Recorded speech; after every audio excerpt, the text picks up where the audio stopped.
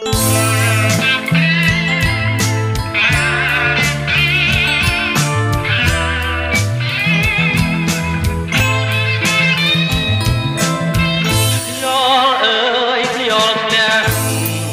រជាក់កាយា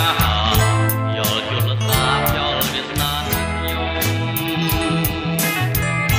ពេលណាដួងចិត្តការបាត់ខ្ញុំយល់បានជួយខ្ញុំអាចស្ដាយយល់អើយយល់បានចាប់ទុកខារំហែអរ៉ាបានហែហើយយានីបាត់ស្លាប់ក៏មិនចេញឡើយយល់អើយចូលចាំសុំទេ